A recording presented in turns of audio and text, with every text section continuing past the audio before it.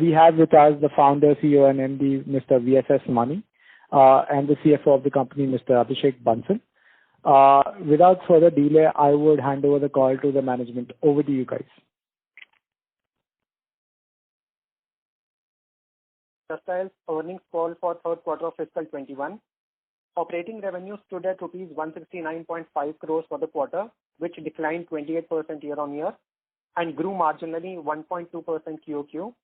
This YOY drop primarily reflects the catch-up of accrual revenue with lower collections which we have been witnessing since March 2020 due to COVID-19 impact.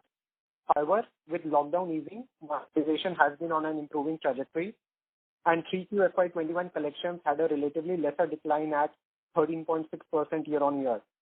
Sequentially, 3Q collections grew about 22% quarter-on-quarter, and overall monetization currently stands at approximately 80% of pre-COVID levels, which I think is reasonably healthy considering the severe impact COVID-19 has had on SME community. Operating EBITDA, adjusted for non-cash ESOP expenses, stood at 48.2 crores for the quarter, declining 32% year-on-year, primarily due to lower top line. Adjusted EBITDA margins stood at healthy 28.4% for the quarter. Sequentially, there has been some decline in margins in percentage terms due to 5.2% quarter-on-quarter increase in our employee expenses, which in turn was primarily due to higher headcount. We have now resumed hiring primarily in sales, and sequentially our headcount was up 10%. Other income for the quarter stood at 30.4 crores. Net profit for the quarter stood at 49.9 crores, declining 19.5% year-on-year. Coming to operational highlights, we had curtailed our advertising spends from April 20 to optimize on our discretionary costs in light of COVID-19 impact. Majority of traffic is presently coming organically without any advertising. Organic traffic has recovered well over the past few months, and ad spends are also now resuming gradually. Overall, we had about 132.6 million unique users for the quarter, which was down about 15.6% year-on-year. Once our advertising comes back to pre-COVID levels, we should be higher versus our pre-peak traffic levels of last year. Total active data stands at about 30.2 million listings, and paid campaigns at the end of the quarter stood at about 454,000 campaigns. Coming to cash and equivalent, that stood at approximately 1,510 crores as on December end. On the product side, our new B2B portal JD Mart is being launched as we speak. You shall soon see advertising campaigns around the same. It is great to see efforts of almost 13-14 months fructify into launch of comprehensive user-friendly B2B platform. Endeavor shall be to scale this platform to become India's go-to destination for any business, be it wholesalers, distributors, manufacturers, retailers, over the next few years. Overall, as I see, it is good that traffic has recovered well and monetization is catching up too. In few more months, we should start growing versus pre-COVID levels as well. COVID has helped us bring in a lot of efficiencies in our cost structure, which are healthy for the business in the long run. COVID-19 has definitely accelerated digital adoption among SMEs, which should bode well for our business. With this update, we will open the floor for questions. Thank you.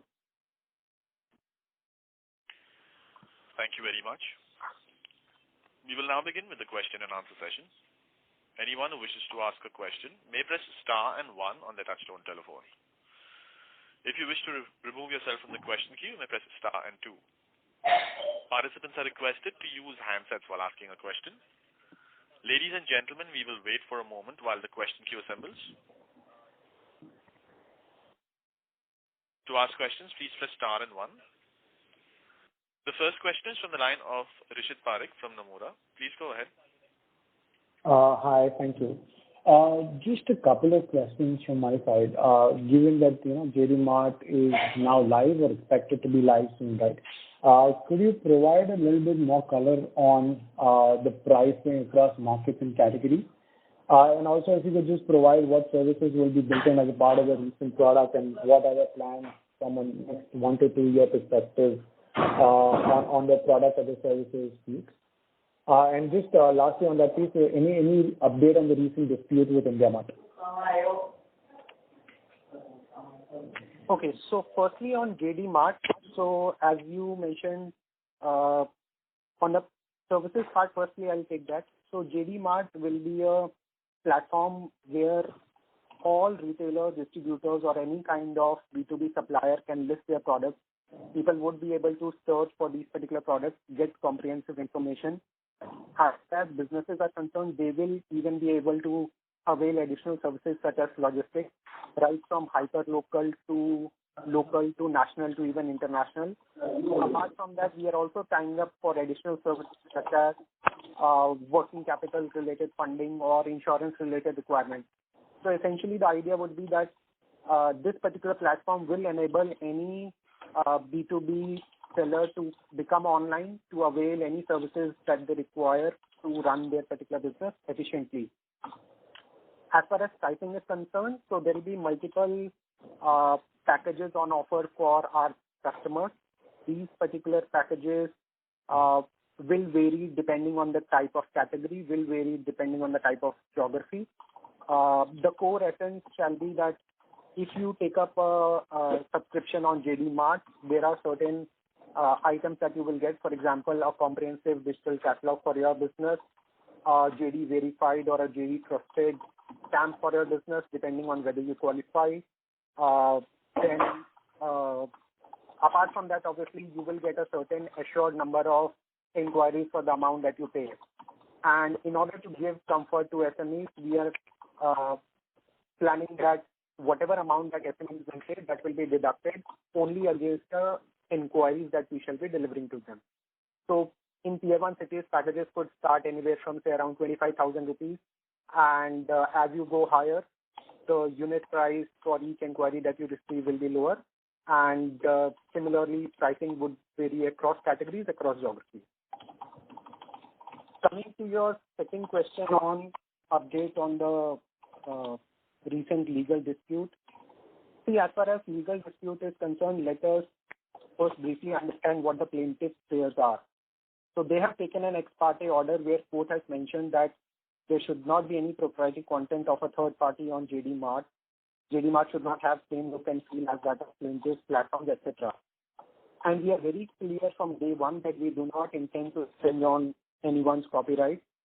There is no restriction on launch of JD Mart, and JD Mart apps and websites are getting live as we speak. And once these platforms are launched, it will be out there for everyone to see whether there is any similarity with any other portal, be it plaintiffs or any other portal even globally. Our portals were not even launched, so there is no question of any commercial exploitation or any violations. Having said that, the next hearing of court case is on 16th April, and our legal team is taking appropriate actions. At this time, there is a lawsuit which Just Dial has initiated against the same plaintiff since we came across mass infringement of our protected data by them. The next hearing for that case, interim release, is tomorrow. So overall, we are clear that we don't intend to infringe on anyone's content, anyone's copyright, and at the same time, we shall do whatever it takes to protect our content, our interests. Understood. That makes sense. So just to clarify that we will have a more differentiated pricing across markets and across geographies, and it could differ across categories as well. Is that the case? Or we shall keep it as simple as possible. There will be an entry level ticket size which will be affordable for all kinds of businesses. B2B is so range. There's a range which you can have vendors who are willing to spend much more than what certain categories can. Certain categories can be very localized, very industrial area specific, and things like that. So what we do is we are assessing the market. Initially, we'll go with one standard offer price and then evolve. But the thing is, like Abhishek said, it will be all comprehensive solution for a vendor. So you will get a digital catalog, even a website or an app and things like that. If it's part of the package, you can get everything in under one roof. And that's what we're trying to kind of solve all those problems to reach out to customers. Okay. Makes sense. I'll come back in the queue later. Thank you. The next question is from the line of Pranav Kshatriya from Edelweiss. Please go ahead. Yeah, hi. Thanks for the opportunity. My first question is regarding the traffic. Since you said that, you have already started spending, on advertisement. So can we expect for the next quarter the traffic to be in line with the previous quarter, or your spending is still curtailed because of the cost-cutting measures, and it might take a little bit of while for traffic to go back to pre-COVID level? So that's my first question. So Pranav, on advertising, we spent only about 80 lakhs in last quarter, majority of which was spent in December month. So advertising still, as far as spending is concerned, is at much lesser levels versus pre-COVID. However, at this point of time, that decision is not due to any curtailing due to COVID impact, etc. It is more that we were waiting for launch of our upcoming platform, and we wanted to align our advertising campaigns around the same. So as and when the platform gets launched in next couple of days, subsequently we are working on new advertising creatives as well. And over the next couple of months, you shall see advertising campaigns for JD Mart as well as revamped campaigns for Just Style overall as well. Yeah, the JD digital ad campaign is almost going live. In any case, it's going to be keyword specific. And the non-digital ad campaign, or rather let's say the video format of the ads, you will see two series of ads. One which will promote the JD Mart and JD Mart related product and launch and all that. Soon it will be followed with, once that campaign gets over, then the regular Just Style keyword ads, which are much more funny ads and short and sweet ads. That's what you would see. So in this year, you would in all probability see a Just Style spending, rather I'm saying the coming financial year, probably double what we spent in the previous year. So we're going to compensate for what we have not spent in 2020 and double our spend in next financial year. Okay, so I mean, just to summarize, Q4 will be a sort of transitionary quarter, and Q1 FY22 we will see a much elevated level of spend. That is because the JD Mart digital campaign will go live, as well as JD Mart as well as Just Dial Core digital will go live. Okay. Right. So my second question, you partly answered that, but basically I wanted to understand, how the cost we should look at it. Other than advertising, I do see a healthy addition of employee during the quarter. So is that normalized and you have done a fair bit of hiring, or there can be scale up happening here also? No, you will see more hiring on sales. See, there was an obvious reason why we couldn't hire as many people that as we would have preferred, especially for sales and sales related activity. So you will see a lot of hiring as well as the appointment of resellers. So you will see both these activities scale up in this quarter, and probably in the next earnings call we will have a much healthier headcount in terms of sales personnel. Now that the lockdown story is over, all of India is open, the trains have started functioning in Mumbai and everything looking okay. There's no point of us delaying hiring further and strengthening our team. So coming few quarters, you may just look at, we won't bother about, although we have been accused of being a profit-obsessed company, you will see that there will be a change in the characteristics, and we will be more investing into our products and investing a lot more on marketing and advertising. Thank you. Very helpful.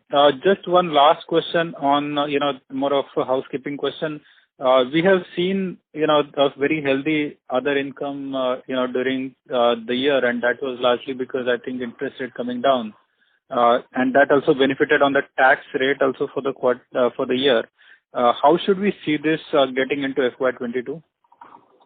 So Treasury team separately works on these ideas from time to time, depending on what gives us the best yield.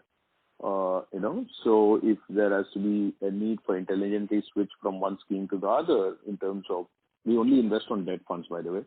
And if there is, we feel there is a view, we of course, when our consultants tell us there is a view that, in the near term, the interest rates will be just climbing up. So we may switch from certain bonds to certain other type of mutual funds which may give a better yield.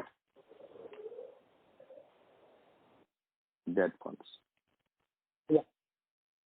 So definitely we have benefited from lower yields. At this point of time, yields are at whatever 5.5-6% levels, and average maturity of our portfolio is around 3 years or so, which is basically to make them tax efficient.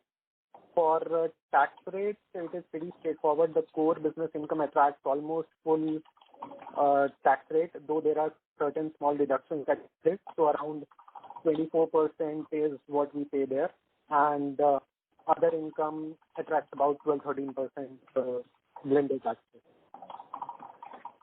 Okay. Thank you so much, sir. That is from my side. Thank you. Thank you. The next question is from the line of Vivekanand S. from Ambit. Please go ahead. Hi. Thanks for the opportunity. I have a couple of questions. One, the headcount ramp-up that we are seeing now, these are mostly addition of sales employees. What kind of specialized talent do you think we will need to hire for the B2B and exports operation? And Mani, I know that you commented that we will get to know this maybe in a quarter's time, but if you can talk about the non-sales headcount that you plan to hire for these new ventures, that would be great. Second question. Non-sales talent has been hired, in fact, pretty much in all these initiatives, and in fact further getting boosted in terms of product technology and content related heads. So that's on, and it's already, I would say, quite an extent achieved. Yeah, go ahead with the next question, please. So next question is on the state of activity as far as the SMEs are concerned. Your commentary seems to indicate that there is reason to be somewhat optimistic of a full-fledged recovery in fourth quarter. How confident are you of coming back to a 10% plus revenue growth on the non-B2B part of the business based on what you are seeing on the ground now? So obviously, our goal is to first reach the pre-COVID number, which is pre-COVID run rate that we were at, which is a good 30% above what we have achieved so far. Large percentage of our revenues come from services sector, and also most of it from B2C. So among the worst affected were the B2C and services sector. Now with opening up of the economy and all that, you would see that very fact that they're all being able to do their business on a day-to-day basis properly, it should come back to pre-COVID number. Post that, of course, we have to show that at least by the end of next financial year, same time, we should be growing as compared to what we did in FY20 Jan-Feb, which should be at least a 10-15% growth. Now, all these are in plan, so a lot of things are dependent on the ecosystem. Some of it, like initiatives and efforts from our end. So we have now rolling out one after another the efforts, whether it starts with marketing, hiring people, and whatever it takes to deliver a great product. And hopefully the economy looks good overall. Everything is looking good. Even the budget is looking great. So we are just very optimistic. In the last 4 quarters, we have not been so optimistic as we are now. Right. And would you like to elaborate on the hiring that you did on the product and tech side? I think I asked my second question before you could complete that. So what we have done is in all our new initiatives, we have taken key heads to run the business, the product, or we have groomed some of the existing talent pools to focus only on a certain specific product. For example, B2B. Then B2B, within B2B, there is content enrichment team. Within B2B, there is a team that works on certain aspects to do with the keywords, the whole taxonomy that goes with it, all those things. So there is a lot of resources that are required. So there are clear-cut owners for these resources. Okay. All right. Thanks. All the best. Yeah. Thank you. Thank you. The next question is from the line of Aaron Armstrong from Ashmore. Please go ahead. Hi there. Thanks for taking the question. First question would be around JD Mart, please.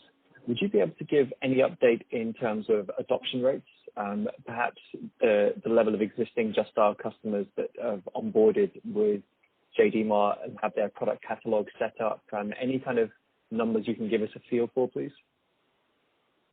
So on JD Mart, as far as user traffic, etc. is concerned, we'll be able to ascertain once the platforms become live. On the content side, we have about 6.5 million listings out of the total 30 million listings that Just Dial has. These 6 million into B2B. Within these 6 million listings, our endeavor is to get very rich catalogs for approximately 1 million businesses. So at this point of time, we are at about 250 to 300,000 of them, and we are augmenting those on a day-to-day basis. So those efforts are on, and once things get launched this particular week, then gradually traffic shall also start scaling up. That's great, thank you. And do you have ambitions over the medium term for the extent you'd like to monetize that base of 250 to 300,000 with the catalog listings? How many of those you'd like to convert onto paying plans? Our key interest is right now to have every B2B vendor out there to participate in this marketplace. We thought even it's worth giving a good 60-day trial period for them to come on board and show them the kind of catalogs they can have, the kind of leads that they could see. Of course, to grab the leads, they have to pay to come into the paying ecosystem. So you can say more like a Salesforce.com kind of an approach, like set it up for them and then let them kind of have a feel about it and then start paying it. So in the very short term, you cannot expect too many conversions, but in like 6 months to 1 year's time frame, you will have some significant number of paying B2B vendors.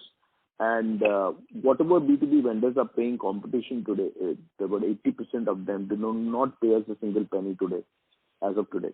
So we intend to convert all the low-hanging fruits, and because we have converted souls, so that's where we would probably target. And there are large, medium-sized corporates that are also trying to reach out to consumers directly or via distributors and all that. So between the combination of the two, we should be able to do decent revenue by the completion of 12 months. The first 3 months, I would say our obsession would be to create as many catalogs, create awareness to have a right to create a free catalog of their own. That's great, thank you. And then final 2 questions from me. One would be in terms of any cost savings. So you've had a chance to assess everything that's gone on with the pandemic, things like working from home, reassess headcount, any kind of longer term cost savings or cost inflation on the other side. And then final question for me would be any update on the JD Experts project, please? JD Experts, you have to wait for the next quarter.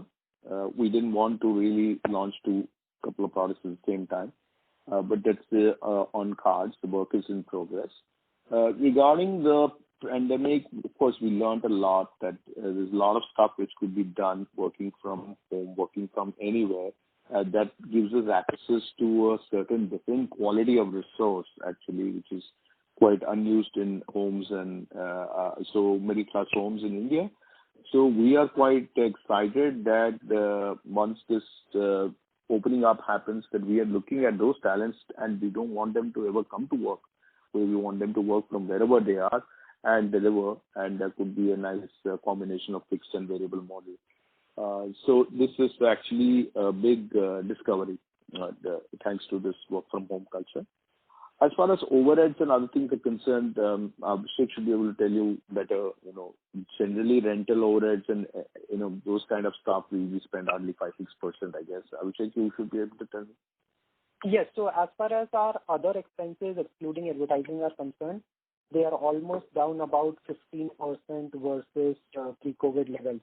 So, for example, we have been able to optimize on our rental expenses, and there are certain expenses obviously linked to those, such as power and fuel, etc. Then we are working to optimize on our tech and IT-related spends as well. Nevertheless, the majority of the operating expense is in employee costs. So these other expenses, to the extent possible, they have been quite optimized, and it is a recurring sort of activity. Thank you. And that 15% saving that you mentioned, is that short term, or do you see that sustaining over the coming quarters or years? We do see that to be sustaining for good long term, because those are whatever say optimization that we could do on rentals, they seem to be permanent in nature as of now. That's great. Thanks very much. Thank you. Thank you. Before we take the next question, a reminder to participants that you may press star and 1 to join the question queue. The next question is from the line of Abhilash Sitale from Dalal & Broacha. Please go ahead. Yeah. Thank you for taking my question. So my question is, overall, if we see the economy has revived in Q3, like most of the sectors in economy have revived, spending has revived. However, like our traffic growth has been lackluster, commensurate to the what recovery we have seen in the economy. So is it mainly because of our advertising spend has been lackluster, or is there anything else which has contributed to this? And in Q4, do we expect that this 230 to 40 crores of quarterly run rate to get achieved as our advertising spend comes back to the normal level? See, on the traffic, historically, if you would have seen, Q3 typically tends to be a slightly softer quarter because there tends to be a couple of festivals, then the year-end activities. And during that particular period, overall, the online traffic for a commercial intent search-oriented platform such as ours tends to be somewhat affected. Having said that, organic traffic at this point of time is already at a higher level versus pre-COVID levels by almost 8-10% or so. So as and when we resume our digital advertising, this particular traffic should be say around 20-25% higher versus the reported number that you see at this point of time. Okay. Yeah, sure. And how has been our churn rate in the quarter? Are we seeing, quarter-on-quarter improvement in that? And as our advertising spend improves, then the active paid customer base to increase commensurate to that, because the churn rate will also come down. So churn rate, we typically do not look at it on a specific quarter-to-quarter basis. But yes, overall in last 3 quarters, churn was to an extent higher versus the historical average, simply because due to COVID, a certain set of customers would have delayed their decision to renew their campaign. However, now, as I mentioned in my opening remarks, that we are almost at 80% of pre-COVID levels. Now, gradually, some of those particular customers are definitely coming back. And in, say, a few months, as and when we reach those pre-COVID levels, our churn rates or retention rates should be back in line with whatever our historical trends have been. Okay. And the last one, say on JD Mart, we will be launching, a couple of days, as you said. So as we are, talking about the launching of JD Mart and monetizing, and first 3 months will be stabilization period, and we afterwards, we will start monetizing. So what are our internal targets to reach, say, over next 12 months or 24 months, and even long term, say 3 to 4 years? So how are we seeing this model stabilizing in the short term as well as in the long term? See, JD Mart is solving a problem. So there is a whole lot of B2B vendors who are looking at a more effective, modern way of promoting their products and distributing their products.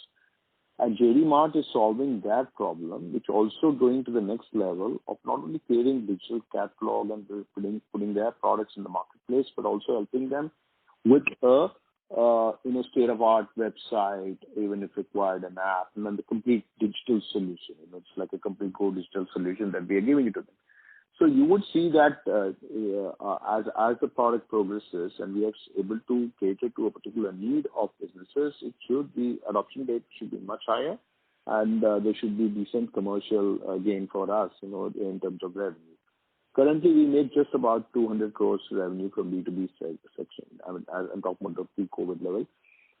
We were making about 200 crores of revenue. Let's say that as a base. That base should substantially grow from what it is, because at that time we didn't even have a product. There's no marketplace at all for in that sense. So with this kind of a product and marketplace available, the number of vendors participating as well as the value that is spent with us will be substantially higher. Okay. But do we have any number in our mind, like, we want to reach, say, double the revenue over next 12 to 18 months or 24 months? Anything specific? One step at a time. I mean, what looks like, when you look at overall opportunity is so huge, and what we are achieving right now is so low. I think any number we put, we can go wrong both ways. So it's better to execute, stay focused. Doubling the revenue, is it possible? Yes, why not? I mean, without a product, we are able to do 200 crores of revenue. Then, with a decent product, why not double the revenues? But can we do it? Well, that's a lot of execution questions there. Whether we will be able to do it or not. So one thing at a time. First, deliver a good product, and then get the people on board. Let every B2B vendor be aware of this product called JD Mart. And obviously, the traffic, once that comes through Just Dial and through other methods, organic and inorganic, you will see this will definitely be one of the best launches from Just Dial ever. And as you are launching, what are the biggest challenges in your front? Is it, the competitive intensity or the user base itself, because MSMEs are, less aware or with the technology? And so what do you feel are the biggest challenges of not achieving the goal, what you are targeting? The market opportunity is so big that there is no question of competition taking away and all those things. Everybody can thrive if you deliver a great product. Eventually, it's all about, are you able to deliver value to them? Are you able to deliver quality leads? Are you able to deliver transactions to them? And that's where we are working on those directions. There's a lot of gaps in the market, which we can fill it up. And there is also this whole opportunity that opened up because thanks to the new awakened business community, which is thinking like digital should be the key digital first strategy for their business. So I think the timing is perfect this time. So I feel that there is no issue about any such challenges. The challenges, like any other business, is on those minutest details that you have to do and get into execution process. That's what is, I would call it as a challenge. Okay. And this is the last one. Do we have, traffic share, like in our B2B segment? Like, have we worked out that number or any, Next quarter onwards, we should be able to give you that data breakup. And Abhishek, if you have any, you can share right now. No, so far we do not segregate traffic between B2C versus B2B, etc. So once JD Mart gets launched and we see traffic evolving on that, at that point of time it will be more relevant to discuss that. In any case, overall we have always mentioned that B2B typically contributes about 20% to our business, be it in terms of revenue contribution or even in terms of volume contribution. No, I meant market share, traffic market share in terms of our B2B segment. Most likely going to be 20%. We can only pick a number and tell you right now from the thin air. We would rather give you a breakup in the next quarter. So you are saying market share. It's a very hard thing to talk about because when you don't have a marketplace in the first place, how do you arrive at a market share? So once you have the product, then 6-8 months down the line, you should be able to compare market share in terms of traffic or monetization. Yeah, sure. Thank you. Thanks. Thank you. The next question is from the line of Manik Taneja from JM Financial. Please go ahead. Hi, thank you for the opportunity. Just wanted to get some clarification around the advertising spending that you are suggesting that you will be stepping that up. So should we see, even if I will practically spend nothing this year, should we see the spending being significantly higher than the close to about 60 crores that we spend annually? That's the number that we spend over the last few years. Should we see a material increase there? Yes, as I said, since we didn't spend significant amount of money in 2020, FY21, so this FY22, you will see that we are going to spend substantial amount of money in terms of advertising and marketing, and we have enough reasons to do so also. So 60 crores, we could probably be spending double the amount. Sure. Thank you and all the best. Yeah. Thank you. Thank you. The next question is from the line of Rishit Parikh from Nomura. Please go ahead. Hi, thank you. Just wanted to understand what is the sales strategy essentially, or you talked about some of the low-hanging fruits, right? How do we essentially plan to sell? What are the key low-hanging areas that we could sort of convert in the next, let's say, maybe 2 to 3 quarters, 2 to 4 quarters? And from the current, let's say, paid listing number of, let's say, 90,000 to 1 lakh, right? What are we looking to achieve from the next, let's say, 2-year perspective, 2-3-year perspective? Any color or any projections or internal strategy that you've been talked about would be helpful there. Thank you.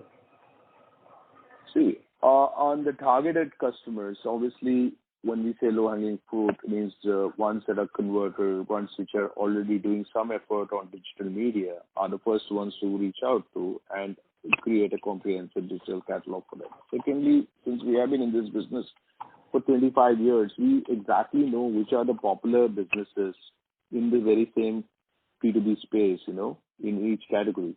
So we know these popular businesses creating their catalog and converting them into the paid ecosystem, which means we have far better quality, verified, trusted vendors, and it's a win-win for all, including the users as well as the vendors and Just Start.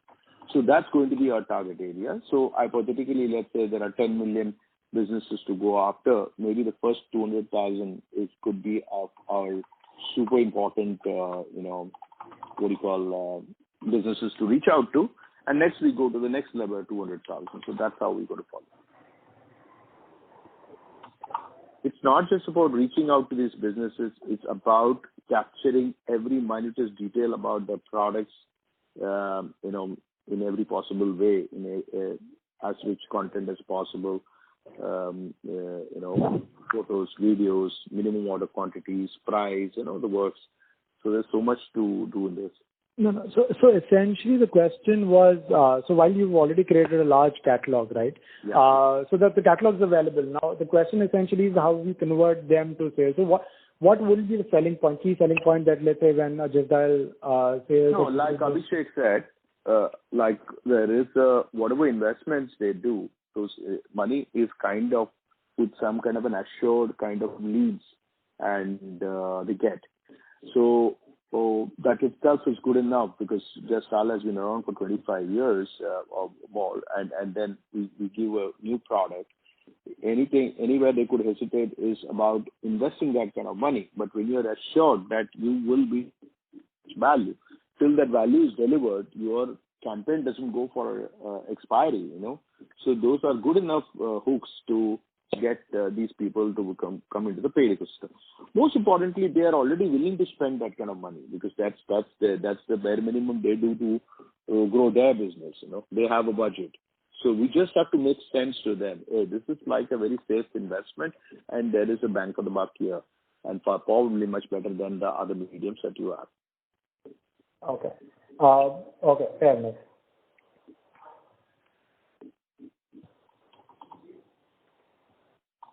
Thank you. The next question is from the line of Pranav Kshatriya from Edelweiss. Please go ahead. Yeah, hi. Thank you for taking my question again. Abhishek, can you just, tell us, how the collection run rate has been, for the exit month or even for the month of January, if the number is available? So I think best is to look at it on a quarterly basis. So 80-82% is the run rate that we have recently seen. I mean, sorry to probe into a bit, because if I look at collection for this quarter is down only 13% YOY. So when you say 80-82%... So yes, so 13.6% is YOY decline. When we try to benchmark internally with pre-COVID levels, we typically try to see what is the average level for the year. So for example, last full year, if I see, our average was around, say, 80 crores a month. And so at recently we are at approximately about 65 crores a month. Okay. And so if I look at it even from the trajectory, I mean, Q1 was 50% down, Q2 was like 30% down, then now 15% down. So I guess, by that, trajectory itself, Q4 should be flattish to possibly increasing. Given how things are panning out, you think there could be a different shape? No, it should be better because as far as collections are concerned, March, which typically tends to be a relatively stronger month for us. Last year, March 20 was severely impacted due to COVID. February month also our collections were to some extent impacted because we had aggressively adopted monthly plan strategy. So just on a optical YOY perspective, yes, this particular quarter should be much better. However, instead of benchmarking just to the March quarter last year, our benchmark would be to say 80 crore per month kind of run rate. How soon can we achieve that? Okay.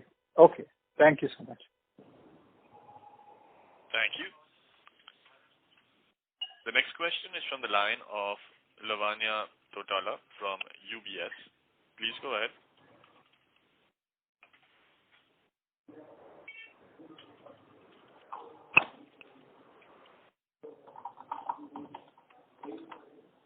Ms. Lavanya Totala, you may go ahead with the question. Thanks for the opportunity. My question was answered. Thank you. Thank you. The next question is from the line of Vivekanand S. from Ambit. Please go ahead. Thank you for the follow-up opportunity.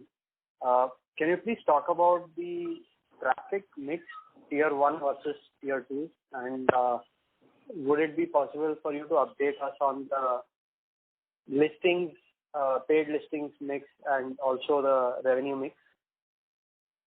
So as far as the traffic mix is concerned, traffic mix is almost about 50-50 now. 50% of the traffic comes from tier 1 cities and rest about 50-52% from tier 2, tier 3 cities. As far as revenue contribution is concerned, tier 2, tier 3 cities contribute about 32% to our revenues. And as far as their contribution to paid campaigns is concerned, they contribute about 55%. Okay. And can you talk about the mix of your packages now? Because I remember that just when we were heading into COVID, you pivoted towards a monthly package strategy. And now when we are seeing your collections improve and inch back to the pre-COVID level, we are seeing that your deferred revenue is building up faster than your revenue recognition. So it seems as though you are onboarding more longer duration packages. Is that the case right now? And is that also a reflection of the nature of your packages, like more premium packages returning first before the non-premium ones? Any color on this? So as far as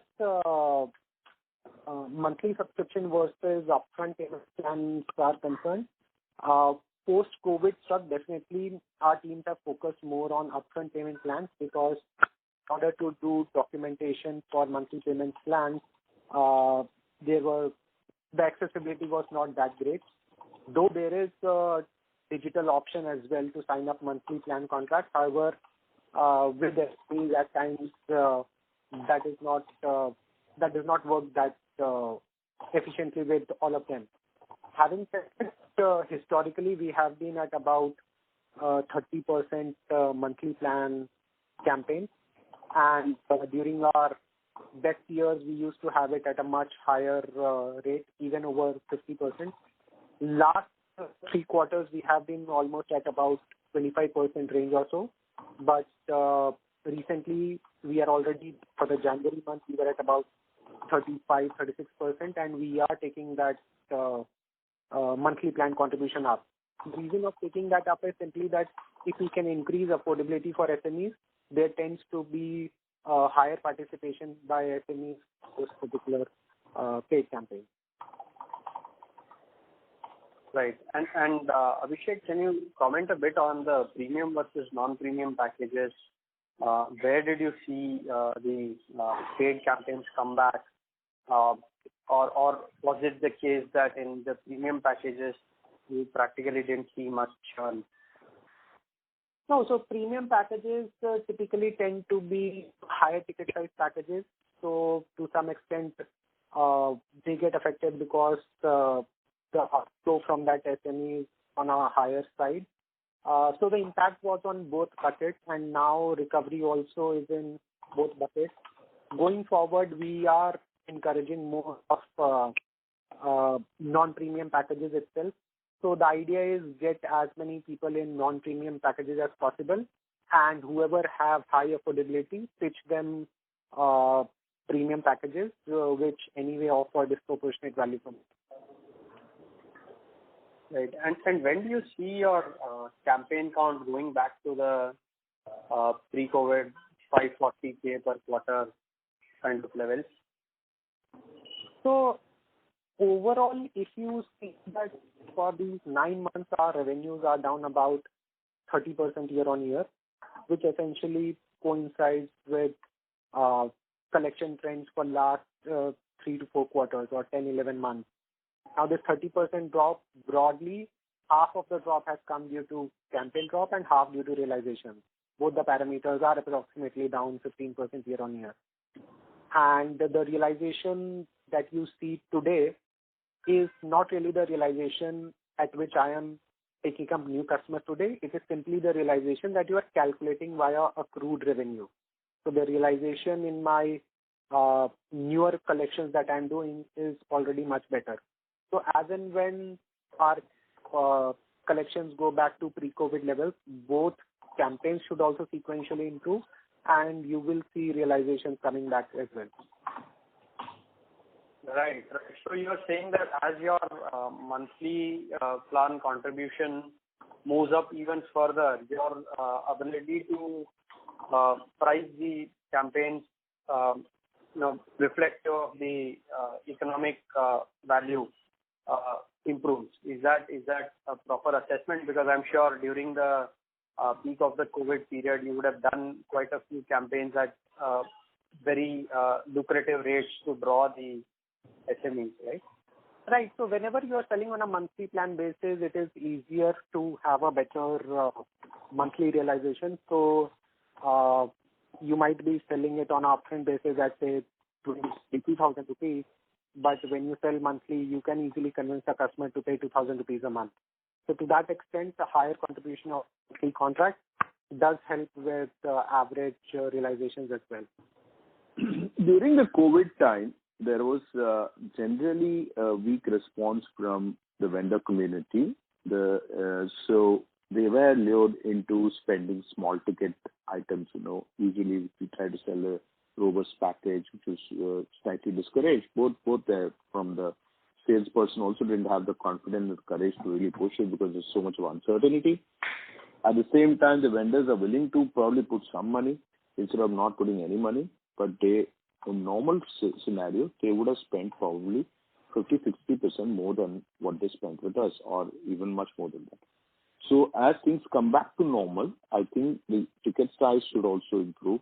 The duration for which they want to take, more like perpetual contracts or annual payment contracts, depending on the type of customers, we would see all of this happening.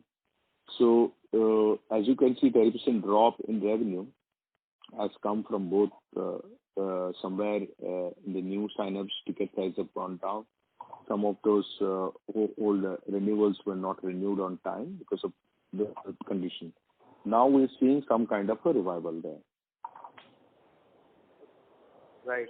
Mani, last question from my side is on the thought process with respect to utilization of cash. We are seeing that two of your listed peers, they are raising capital to acquire assets. And you've been saying in the past that you've been very open to acquisitions, but haven't found anything that really fits to your business model. Do you think that the environment is now right for deploying money in acquiring assets that can make Just Dial much, much stronger? So it's not that we have not looked at it. In the last 18 months, there have been several offers that have come to us. But when we deep dive into those opportunities, they didn't seem like, first of all, it was the culture itself was so different, Some technology companies also we gave it a pass because they were still not yet there. Some of those companies were having very, very meager revenues, a lot of high spend, high burn rate. We really didn't want to get into it just for the sake of acquisitions. Secondly, acquisitions can happen more with if you have currency in terms of market cap. That gives you far better strength than just in the internet era, just having 1,500 crores in your bank is nothing. And that also after buyback. We recently did a buyback, probably spent 270 crores odd in payout to shareholders. So it's just that the nature of business is such that you're able to generate cash, but you have to also be very careful. When actually needed to grow your business, at that time you may run out of it.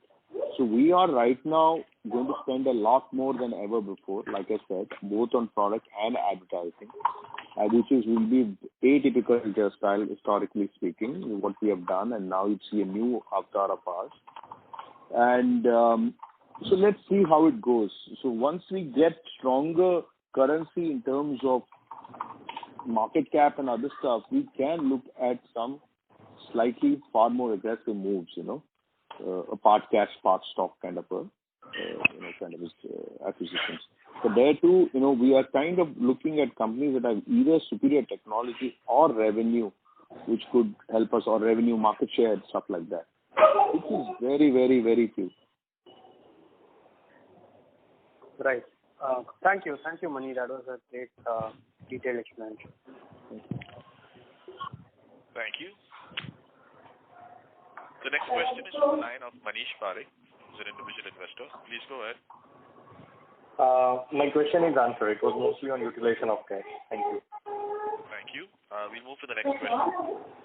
Before we take the next question, a reminder to participants that you may press star and 1 to join the question queue. The next question is from Vinay Jain, who's an individual investor. Please go ahead. Thank you. My question is regarding JD Mart. Last interaction you told that it will likely to be launched in December, but I see it is not launched yet. So when it is likely to be launched, and what was the reason of the delay? Was it the legal challenge posed by India Mart or some technical issues? Can you? It was due to the legal challenge. It was delayed, and rightfully so. Also, if somebody has a claim on something to do with copyright and all, it was first important for us to address. And whatever issues were there, those were addressed. Plus, there was this legal issue. But over and above that, December to Jan, there's not much of a difference. As we speak, the product is live actually.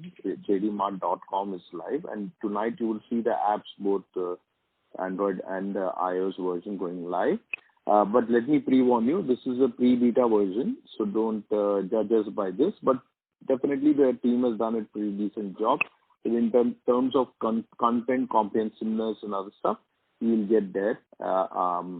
Although for a common person, it may seem like a very comprehensive site. For a person like me, would still want like so much more to be done. Yes, a few months here and there it happened because of certain disturbances. But having said that, now we are looking ahead in making this a big success. So can you confirm there is no stay as such on JD Mart itself? Not at all. How can there be any stay on our business? First of all, we are not commercially anybody claiming anything. We are not yet taken the product live or any such thing. And plus, see, it is of course. Okay, by the way, I just announced that we have gone live with JD Mart. I hope you heard that. Yes, I have heard that, but is it live for only beta testing kind of thing, or it is commercial? You could access it. So on your mobile device, if you access jdmart.com, you will be able to search products, search vendors, everything you'll be able to do. Okay, fine. So now it is like... Also, you will be able to download our app by tonight, hopefully on Android, and by another couple of days on iOS platform. Okay. So from next, maybe next couple of days, you will start getting commercial revenue from this venture. Yeah, I mean, we wish to do that. Our entire rollout plan is first launch the product, then reach out to businesses which could participate with the best of the content, validate the content, and some content is already validated. Hundreds of thousands have been validated, but still some more to be done. And obviously, vendors won't advertise till you launch the product. So everything has to go sequentially. It will happen.